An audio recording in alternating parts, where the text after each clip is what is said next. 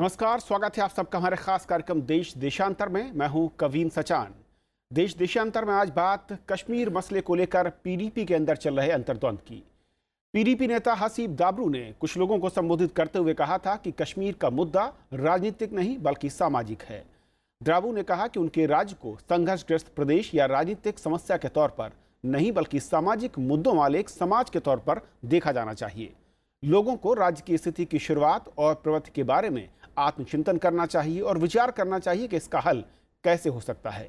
PDP नेता ने यह भी कहा कि राज्य के लोगों की चिंताओं को शामिल करने की आवश्यकता है, न संकेतों के जंगल में खो जाने की। हसीब दाबरू के इस बयान के बाद उन्हें मंत्रिमंडल से बाहर का रास्ता दिखा दिया गया। इसके बाद एक नई बहस शुरू हो गई कि असल में पीडीपी की राय इस मसले को लेकर बटी क्यों दिख रही है। क्या कश्मीर मुद्दा राजनीतिक है या फिर एक सामाजिक? समझेंगे अपने खास मेहमानों के जरिए। हमारे साथ 4 खास मेहमान जुड़ रहे हैं इस वक्त। हमारे साथ स्टूडियो में मौजूद हैं अनिल आनंद साहब, आपका स्वागत है। पुष्प सराफ साहब हमारे साथ हैं। जवाहरलाल कौल साहब हमारे साथ हैं, आपका भी स्वागत है। और सुशील पंडित जी हमारे साथ स्काइप पर जुड़ रहे हैं। सुशील जी, आपका भी स्वागत है। शुरुआत में करना चाहूँगा अनिल आनंद जी आपसे। पीडीपी के अंदर जिस तरीके से बयान आया हसीब दाबरू साहब का, क्या है इस बयान का मायने? मसला सामाजिक आर्थिक की बजाय राजनीतिक उन्होंने जो कहा, ये असल में क्या दिखाता है, क्या इसमें है? देखिए, पहले बात तो यह है कि प्रजातंत्र में कोई भी चीज़ आप समाज और राजनीति को अलग नहीं कर सकते। और जिस तरह से कश्मीर का इशू है, जिस तरह से एक बर्डन ऑफ हिस्ट्री है, उसको आपको बिल्कुल भी राजनीति की और समाज को अलग अलग नहीं कर सकते। समाज की प्रॉब्लम्स अलग हैं, राजनीति की अलग हैं। अब ये प्रॉब्लम हुई क्यों? देखिए, अगर दाबरू पीडीपी में नहीं होते, अगर पीडीपी का बीजेपी के साथ अलायंस नहीं होता, अगर दाबरू पीडीपी बीजेपी अलायंस के आर्किटेक्ट नहीं होते, तो शायद ये प्रॉब्लम नहीं होती। तो इसमें बहुत सारी तारें जुड़ती हैं। और दूसरा ये भी था कि पार्टी के अंदर, पीडीपी के अंदर कुछ कोताहुल चल रहा था कई दिनों से, जिसमें पीडीपी में पावर स्ट्रगल कह लीजिए उसको, कि दाबरू को यही कह के थोड़ा अलग करने की कोशिश थी कि उनका बीजेपी के साथ बहुत झुकाव हो रहा है जो। लेकिन राजनीति में बहाने बनते हैं। दूसरी बात यह है कि उन्होंने स्टेटमेंट बड़ी नपी तुली दी, मैं मानता हूँ ये।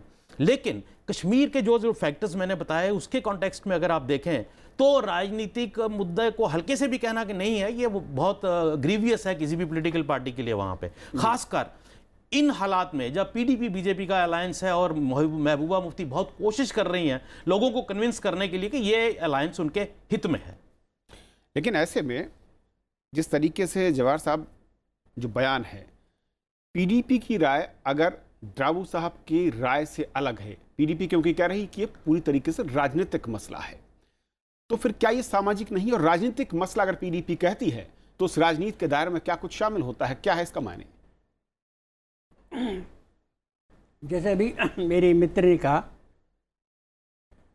ये पॉलिटिकल पार्टी पीडीपी के अंदर का एक संघर्ष है और उसके कई आयाम बाहर से निकल आते हैं। अब दाबरू साहब पहले भी एक टकराव की स्थिति में आ गए हैं महबूबा के साथ, जब उन्होंने कुछ संशोधन किए, कुछ सुधार किए अपने विभाग में। जैसे ट्रेजरीज़ का सिस्टम जो वहाँ बहुत 10 सालों से चलता था, उसको चेंज किया।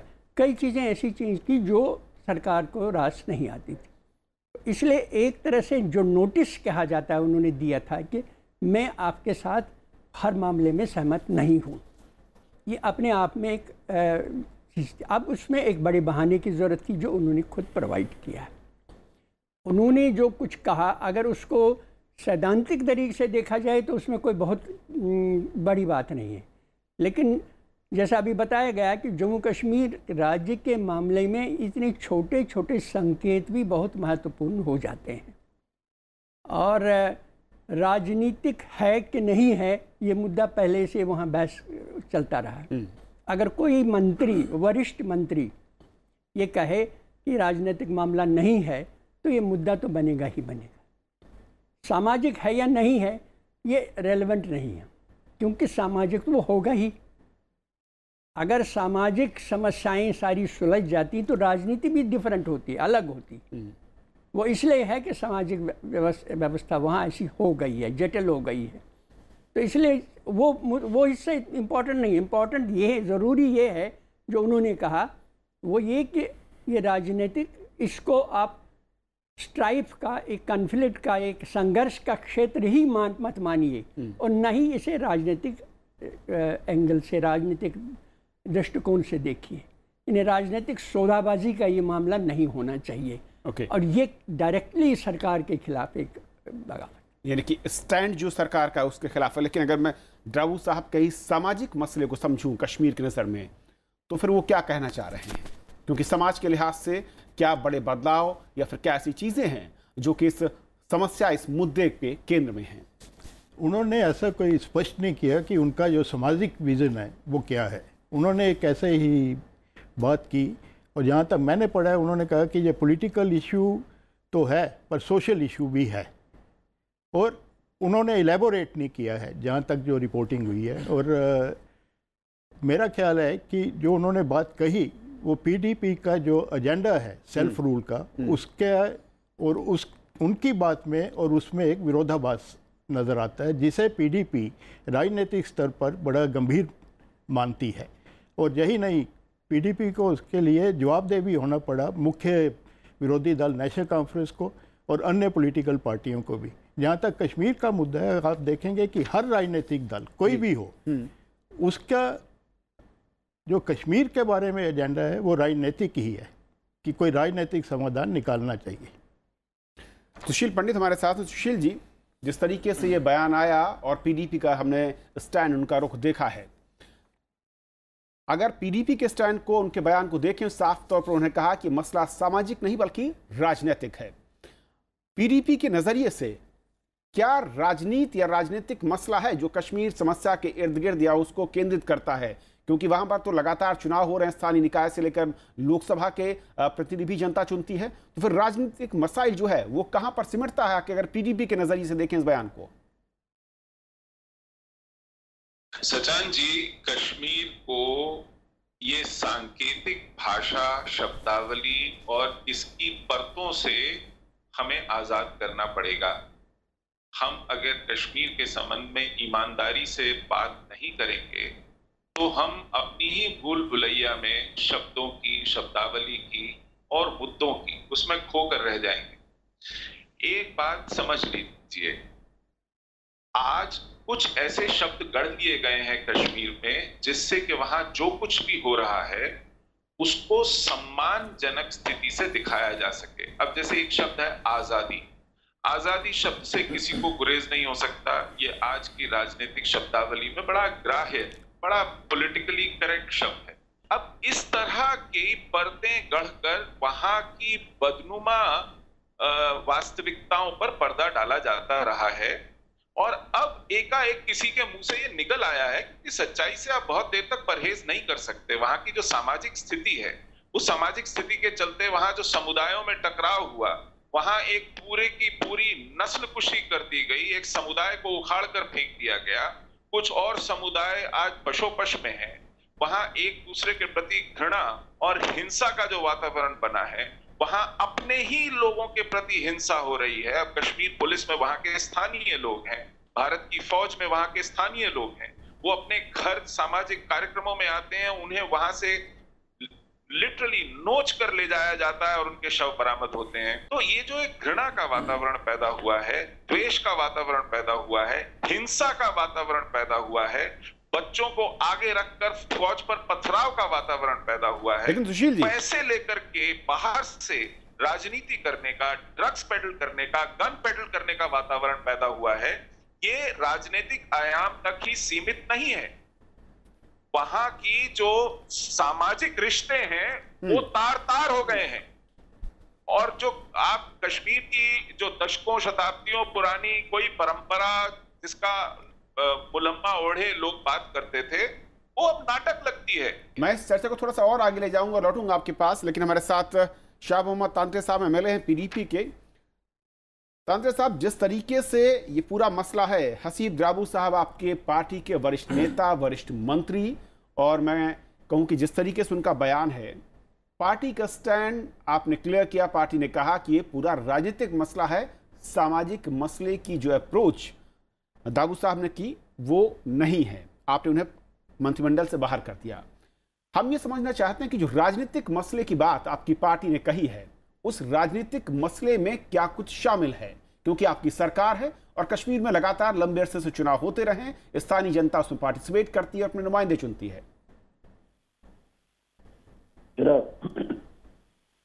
हेलो जी, बताएं।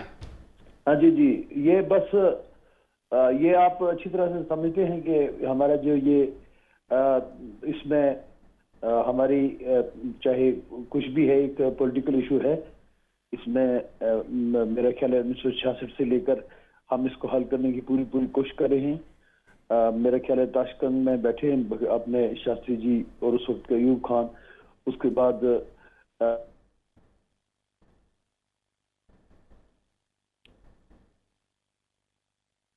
शाह साहब, आप आवाज आ रही है आपको? चले, शायद तक आवाज उनकी नहीं पहुंच पा रही है।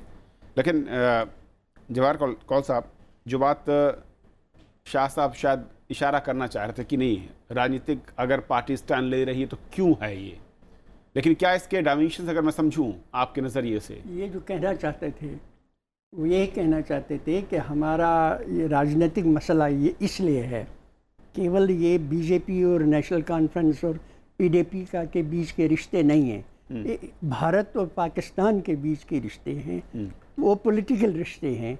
जो अभी शास्त्री जी और वगैरह वगैरह की बात वो शुरू कर रहे थे, उसका मतलब है हर वक्त हम ये डायलॉग करते रहे हैं, एक पॉलिटिकल इशू शुरू से ही है और अब ये पॉलिटिकल इशू ही है, इसका कोई सामाजिक आयाम नहीं है, यानी उस आयाम से उसको डाइवर्ट नहीं किया जा सकता है जो हमने अभी तक उठाया है, ये वो कहना चाहते हैं। लेकिन जिस तरीके से पीडीपी का आप कर रही है, पीडीपी के अंदर जो बात है, क्या इससे अलग ये कहा जाए कि जो स्थानीय नेतृत्व है और जो पीडीपी के वरिष्ठ नेता हैं उनकी राय जब बदल रही है या फिर वो मैं कहूँ कि अलग दिख रही है, तो उसके बड़े कारण क्या हैं, और ख़ासतौर पर कश्मीर के राजनीतिक प्रदेश के लिहाज से? देखिए, ये तो बिल्कुल स्पष्ट है कि जम्मू कश्मीर में पीडीपी जिस स्थिति में है उसमें उनका नेतृत्व, जो ने महबूबा का नेतृत्व इतना इफ़ेक्टिव नहीं है जितना उनके पिता का था। जितने उनके पिता का जो प्रभाव था अपनी पार्टी पर और अपनी कॉन्स्टिट्यूंसी पर, उसकी तुलना में महबूबा का बहुत कम है। दूसरा, उनको विरासत में एक वरिष्ठ ग्रुप मिला है, अपने से ज़्यादा तजुर्बेकार, अपने से ज़्यादा उम्र में, अपने पिता के उम्र के लोग उसे अपने मंत्रिमंडल मंत्रियों के रूप में मिले। और कुल मिलाकर शुरू से ही महबूबा एक इन्फीरियरिटी कॉम्प्लेक्स में रही है। अब इसको रिकंस्ट्रक्ट करने के लिए, सारी चीज़ों को रिकंस्ट्रक्ट करने के लिए भी वो कोई बहुत बड़ी हिम्मत नहीं कर सकती है। ये सारी चीज़ें जो अलग अलग मंत्रियों के खिलाफ उन्होंने बीच बीच में एक्शन ली है, वो उसका एक कारण है। दूसरा बड़ा कारण ये है कि पॉलिटिकल एरेना से, यानी पॉलिटिकल आयाम से हटकर किसी दूसरे आयाम में कश्मीर के समस्या को देखना, ये नेशनल कॉन्फ्रेंस को भी रास नहीं आता। और अगर पीडीपी एक बार ये मानकर करना शुरू कर दे कि इसका और कोई भी आयाम है जो सामाजिक है, जिसमें लोग डायरेक्टली इन्वॉल्व हैं या दूसरे ग्रुप इन्वॉल्व हैं, तो नेशनल कॉन्फ्रेंस इमीडिएट बिल्कुल तुरंत उन पर हमलावर हो जाएगी और वो पब्लिक ओपिनियन को डाइवर्ट करने की कोशिश करेगी।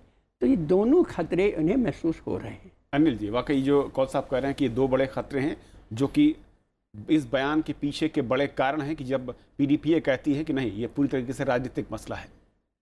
देखिए, बिल्कुल सही बात है कि जैसे जवाहर जी ने कहा, बिल्कुल सही कहा उन्होंने, ये लैंडमाइन है जो स्टेटमेंट है। हल्का सा भी उन्होंने कहा, बहुत खुल के द्राबू साहब ने नहीं कहा कि पॉलिटिकल समस्या है ही नहीं, लेकिन ये एक लैंडमाइन है कश्मीर की राजनीति में। और जिस तरह से भूतपूर्व मुख्यमंत्री डॉक्टर फारूक अब्दुल्ला आजकल साम दाम दंड भेद की राजनीति कर रहे हैं, राष्ट्रीय परिप्रेक्ष्य से हटके भी कई बातें कह रहे हैं, तो आपको ये समझना चाहिए कि किस तरह से उन महबूबा को खतरा लग रहा होगा। और ये भी सही बात जवाहर जी ने कही कि वो इनसिक्योर फील कर रही हैं बहुत ज़्यादा, कुछ ज़्यादा तजर्बा उनको नहीं है और इम्पल्सिव बाई नेचर हैं वो, क्योंकि वालिद अपनी लाइफ टाइम में हमको भी बताते थे बहुत इम्पल्सिव हैं, कुछ फैसला तुरंत लिया जाए, उसको बदल भी देती हैं, नहीं भी लेती हैं। तो ये चैलेंजेस उसके सामने हैं। दूसरा मैं ये कह रहा हूँ कि द्राबू साहब इंटेलिजेंट आदमी हैं, आर्किटेक्ट हैं इस अलायंस के।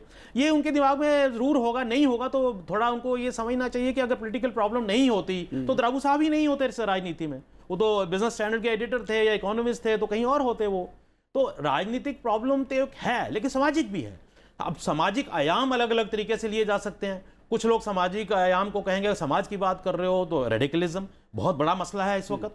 वो बात मुफ्ती साहब ने भी की, वो केंद्र के नेता भी करते हैं कि यूथ को मेन स्ट्रीम में कैसे लाना है, यूथ को बरगलाते हैं जो लोग, उनसे बचाना कैसे है। इसीलिए तो कार्यक्रम नए नए चल रहे हैं। तो मेरा ये मानना है कि जैसे शुरू में मैंने कहा, इन हर प्रजातंत्र में, more so in Jammu and Kashmir, more so in Kashmir, social problem and political issue, these are intertwined, these are interrelated. Okay sir, दोनों जो मसले हैं वो एक साथ कहीं जुड़ते दिखते हैं, जुड़े हुए हैं। कश्मीर के लिहाज से देखें, पूरे मुद्दे को देखें तो सामाजिक, देखिए राजनीतिक का प्रभाव सामाजिक क्षेत्र में होता ही होता है, ये तो है। इसलिए जो वहाँ में जो मुख्य दल हैं, चाहे वो लोग क्षेत्रीय पार्टियां नहीं बल्कि कांग्रेस हो या भाजपा हो, भाजपा का भी एजेंडा है कि आर्टिकल 370 को हटाया जाए। तो ये भी इन सब बातों से को नज़रअंदाज नहीं किया जा सकता और इन सब का प्रभाव सामाजिक क्षेत्र में भी पड़ता है। पर सामाजिक अच्छा होता है कि द्राबू साहब को स्पष्ट कर पाते हैं कि वो क्या कह रहे हैं। अभी तक तो यही स्पष्ट नहीं है कि वो क्या कह रहे हैं, क्योंकि कश्मीर समाज में जो टर्माइल हुआ है 1988 के बाद खासकर, और जिस तरीके से कश्मीरी पंडित समुदाय को वहाँ से जाना पड़ा है, और उसके बाद जो आपसी समाज में जो वहाँ लोग रह गए, उनके बीच ऐसे भी किस्से हुए हैं कि बेटे ने बाप को समाजी क्षेत्र में किसी बात से तंग आके बड़ा हैरास किया।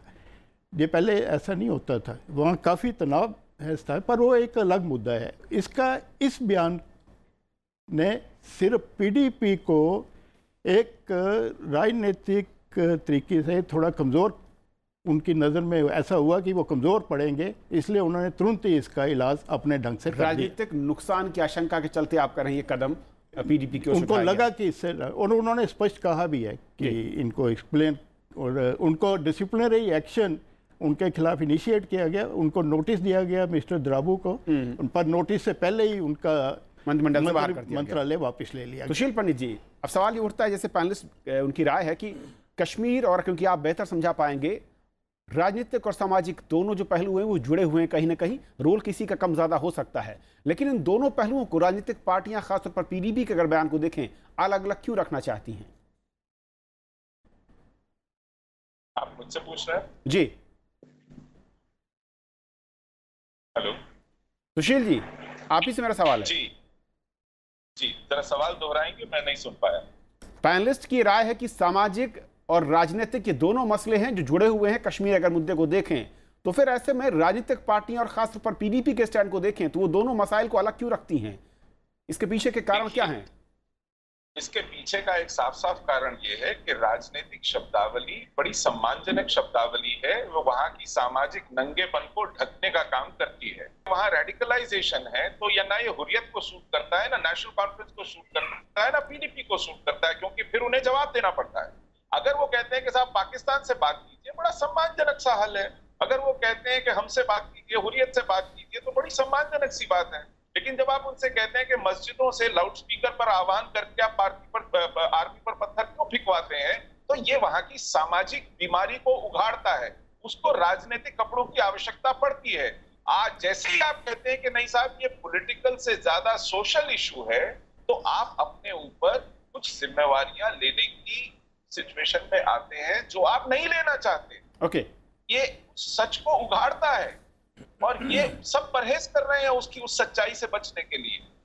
ये दिक्कत है जी। कौल साहब, अब सवाल ये कि जिस तरीके से शब्दावली कहूँ या दोनों मसाइल को अलग करने की राजनीतिक मजबूरी ज़मीनी स्तर पर दिखती है, फिर आगे इसे हल करने की दिशा में पॉलिटिकल जो पार्टियां हैं या वहाँ पर जो सत्तासीन है, विरोधी पार्टियां हैं, वो फिर क्या विकल्प है जिसकी तरफ बढ़ने की कोशिश करेंगी? क्योंकि अगर उसे अलग अलग ही समझने की कोशिश होगी, और अगर आप लोग ये कहते हैं कि वो एक साथ जुड़े हुए हैं। देखिए, जम्मू कश्मीर में शुरू से ही, शेख अब्दुल्ला के ज़माने से ही यथास्थितिवाद सबसे आइडियल चीज़ रही है। जैसा है वैसे ही रहने दो, उसको बदलो नहीं। वही हालत अब भी है। लेकिन अगर द्राबू साहब ने जैसे इन्होंने कहा कि उन्होंने क्लियर नहीं किया है कि वो सामाजिक आयाम से क्या उनका मतलब है, लेकिन अगर उन्होंने कहा है, जिम्मेदारी के साथ कहा है, तो कुछ न कुछ तो उसका अर्थ है। दूसरा, जो पहले से जो जिस तरह का तनाव उनके साथ और मुख्यमंत्री के बीच में रहा है, तो उसका एक क्रम है। यानी उनके फाइनेंस मिनिस्टर शायद ऐसे कोई कदम सोच रहे थे जो मुख्यमंत्री को मंजूर नहीं है। और अगर वो देश के व्यापारियों से ये कह रहे हैं कि जम्मू कश्मीर में वहाँ की सिविल सोसाइटी, वहाँ के इंटेलेक्चुअल, वहाँ के यूथ से मिलकर वहाँ का आर्थिक विकास किया जाना चाहिए, तो एक नई पहल की बात कर रहे हैं। ये उनके ऊपर जिम्मेदारी है कि वो इस बात को साफ करें। और क्योंकि उन्होंने मुख्यमंत्री के चिट्ठी के बावजूद कोई जवाब नहीं दिया, उनसे पूछा गया था कि वो उसे एक्सप्लेन करें, उन्होंने एक्सप्लेन करने से मना किया। तो उसका मतलब ये है कि ये ऐसी स्थिति पहुंच गए हैं जहां डायलॉग्स पॉसिबल नहीं है। शहराज साहब, आखिरी कमेंट आपका कि हल करने की दिशा की तरफ विकल्पों की बात होती है, राजनीतिक सामाजिक अलग अलग मैं कहूँ कि एंगल आ रहे हैं, नई चर्चा हो रही है, नई बहस हो रही है, किस तरह बढ़ने की ज़रूरत है इन तमाम मसलों को देखते हैं राजनीतिक तौर पर? इनमें हर पार्टी को एक स्पष्ट बात करनी पड़ेगी कि वो क्या चाहती है, और जहाँ तक सामाजिक बात है उसको स्पष्ट करना पड़ेगा कि समाज को कैसे मजबूत किया जा सकता है। सिर्फ राजनीति से, और कश्मीर की राजनीति को इतना विस्तृत उसका दायरा पहले ही हो चुका है कि वो कभी बाइलेटरल लगता है, कभी मल्टीलेटरल लगता है। उसको फोकस करके जो स्थानीय समाज है उसको अधिक मजबूत कैसे किया जा सकता है, इसके बारे में हर दल को एक स्पष्टीकरण करना चाहिए, एक स्पष्ट अपना स्टैंड लेना चाहिए। एक बड़ी उम्मीद थी कि पीडीपी और बीजेपी जो एक दूसरे से कोसों दूर हैं जहाँ तक कि उनके पॉलिटिकल एजेंडास का ताल्लुक है, वो मिलके एक मजबूत समाज की रचना करेंगे, एक राजनीतिक व्यवस्था की रचना करेंगे। अभी तक ऐसा हुआ नहीं। अनिल जी, आपका आखिरी कमेंट, क्योंकि जब राजनीतिक दलों के बीच में ही विचारधारा को लेकर द्वंद्व दिखता हो तो फिर दिशा कैसी होगी? देखिए, दोनों दल, जैसे पुष्प जी ने बिल्कुल सही कहा, इकट्ठा ही इसीलिए आए थे। उस वक्त मुफ्ती साहब ने क्या कहा, भाजपा के शीर्ष नेतृत्व ने क्या कहा कि एक जिम्मेदारी है हम पे, हम आए हैं जम्मू और कश्मीर का गल्फ बिठाने के लिए। कश्मीर के समाज की तो छोड़िए बात, जम्मू कश्मीर में ये माना जाता है कि तीनों रीजन्स, इतने डिफरेंसेस हैं तीनों रीजन्स में, तो ये एक उस वक्त हाई मॉरल पेडेस्टल पे अपने आप को रख के इन्होंने कहा था हम इन डिफरेंसेस को मिटाने आए हैं। लेकिन अगर पीडीपी भी देखें, वहां पर जिस स्टैंड को लेकर सरकार में आई या पूरी पार्टी एक मत थी, उसमें भी एक अलग राय, एक अलग विचारधारा वही बड़े नेताओं के बीच। देखिए, प्रॉब्लम ये है कि दोनों बहुत ही भिन्न आइडियोलॉजी के पार्टीज हैं, दोनों की दोनों। पीडीपी के एक्सट्रीम व्यूज भी रहे हैं जिसको बीजेपी क्रिटिसाइज करती रही है जब अलायंस में नहीं थे, लेकिन कहीं ना कहीं जब इकट्ठे आए तो मानसिक तौर पे दोनों को तैयार होना चाहिए था कि अपनी स्टेटेड पोजीशन से हटके हमको काम करना है। नहीं, लेकिन यहां तो परेशानी पीडीपी के अंदर से दिख रही है। द्राबू को, क्योंकि पीडीपी के सदस्य हैं और एक बड़े वरिष्ठ नेता माने जाते हैं, सहयोगी। ये एक नया आयाम आया है। मैंने जैसे शुरू में कहा कि अगर पीडीपी और बीजेपी अलायंस पार्टनर्स ना होते, अगर द्राबू आर्किटेक्ट ना होते, तो मैं इंगित इसी और कर रहा था जो आप सवाल पूछ रहे हैं। तो ये सारी प्रॉब्लम्स की जड़ कहीं और भी है। दूसरा मेरा मानना है कि कम से कम, जैसे बाकी वक्ताओं ने कहा, स्पष्टीकरण द्राबू साहब को देना पड़ेगा, हो सकता है दें, लेकिन एक्शन बड़ा आनन फानन में जल्दी लिया महबूबा जी ने। उसका एक रीजन ये लग सकता है लोकल पॉलिटिकल प्रेशर है। फारूक साहब जिस तरह दिन रात आजकल घूम रहे हैं, जैसी बातें कर रहे हैं, पॉलिटिकल राइवल हैं, एक प्रेशर वो हो सकता है। दूसरा, पीडीपी के कुछ सेपरेटिस्ट स्ट्रीम के जो ग्रुप्स हैं उनके साथ अच्छे रिश्ते रहे हैं, ये कोई छुपी बात नहीं है, हो सकता है वहां से भी प्रेशर हो। तो कुल मिला के वो उस प्रेशर को झेल नहीं सकी, और ये भी हो सकता है कि उनके साथ द्राबू साहब के साथ डिफरेंसेस चल रहे थे और पहला मौका आते ही उन्होंने उसकी गर्दन काटने की कोशिश की है। ये भी हो सकता है, इसको भी आप दरकिनार नहीं कर सकते। चलिए, आप चारों मेहमानों का हमारे साथ इस अहम चर्चा में जुड़ने के लिए बहुत बहुत शुक्रिया, और ये समझाने के लिए कि कश्मीर पर जिस नई बहस पर इस वक्त लगातार चर्चा हो रही है, द्राबू साहब के बयान के बाद और पीडीपी के स्टैंड के बाद, उसके मायने क्या हैं और असल में ये क्यों है और इसके पीछे के कारण, राजनीतिक जमीन को बचाना कितना है। फिलहाल आज इतना ही, नमस्कार।